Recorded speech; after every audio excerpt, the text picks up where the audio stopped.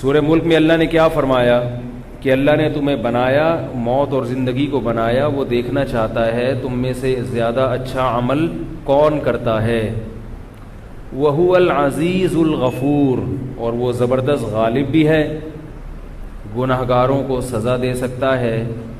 الغفور، اور جو توبہ کرنے والے ہیں ان کے لیے معاف کرنے والا بھی ہے۔ تو بات پچھلے درس میں اس پر چل رہی تھی کہ اللہ غفور کس کے لیے ہیں؟ توبہ کرنے والوں کے لیے۔ جو آدمی گناہ میں مست ہے یا گناہ پہ گناہ کرتا چلا جا رہا ہے اور یہ نظریہ رکھتا ہے کہ اللہ معاف کر دے گا، یہ شریعت کا قطعاً مطلب نہیں ہے، یاد رکھو۔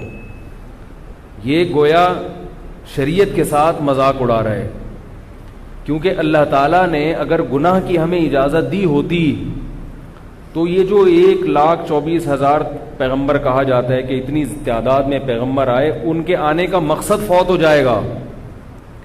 پیغمبر جو دنیا میں آتے ہیں ان کے دو مقاصد ہوتے ہیں، ایک لوگوں کے عقیدے کی اصلاح اور دوسرا مقصد لوگوں کے اعمال کی اصلاح۔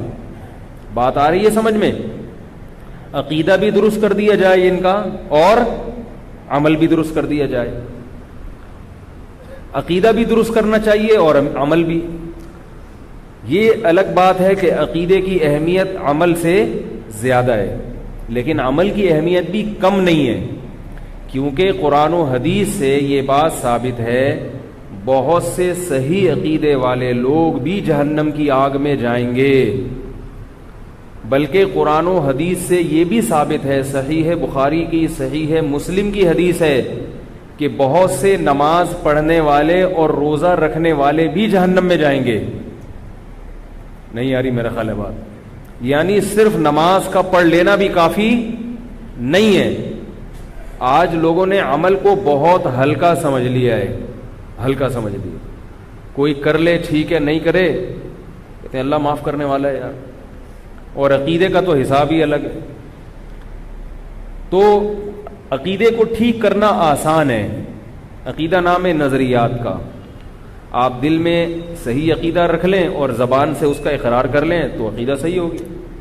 وہ گنے چنے عقائد ہیں، تقدیر پر ایمان ہے، اللہ کی ذات وحدانیت پر ایمان ہے، وہ جو جس پر بیان ہوتا رہتا ہے۔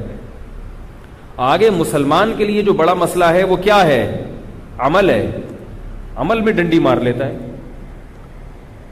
اور جو لوگ دین کی طرف آتے ہیں وہ فرقہ واریت میں پڑ جاتے ہیں، چھوٹے چھوٹے مسائل میں وہ اس کو عمل سمجھنے لگتے ہیں کہ رفع الیدین کرنا ہے نہیں کرنا، زور سے آمین، حالانکہ یہ تو صحابہ میں اختلاف تھا۔ تو عمل کا مطلب کیا ہے اس کو خوب سمجھیں۔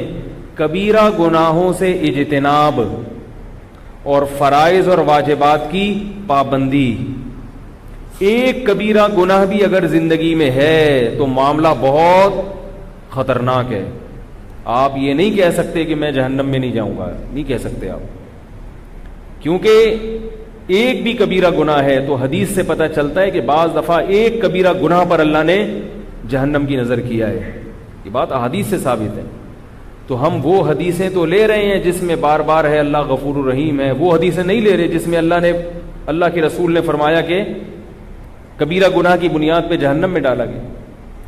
آپ صلی اللہ علیہ وسلم کا ذکر آپ صلی اللہ علیہ وسلم کا گزر دو قبروں کے پاس سے ہوا۔ آپ صلی اللہ علیہ وسلم نے ارشاد فرمایا کہ ان دونوں کو عذاب قبر ہو رہا ہے۔ آپ بتاؤ عذاب قبر کیا معمولی چیز ہے؟ برزخ کا عذاب تو بہت سخت ہے، آگ کا عذاب ہے۔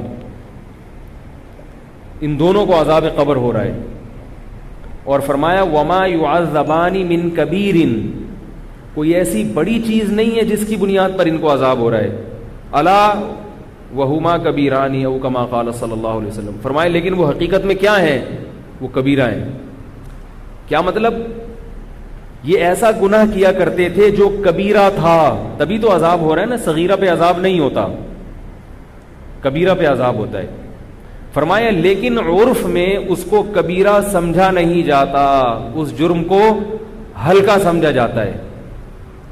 پتہ یہ چلا کبیرہ گناہ وہ ہے جس کو شریعت نے کبیرہ قرار دیا، ہمارے کہنے سے نہیں ہوتا کہ یار داڑھی کٹانے سے کیا ہوتا ہے. لوگ کہہ دیتے ہیں داڑھی تو ایک انسان کے جذبات ہیں, رکھ لے ٹھیک ہے, نہیں رکھے تو بھی ٹھیک ہے. نا نا نا نا نا, نہیں رکھے تو ٹھیک نہیں ہے, یہ ذہن میں رکھنا, نہیں رکھے تو ٹھیک نہیں ہے, فطرت کی مخالفت ہے.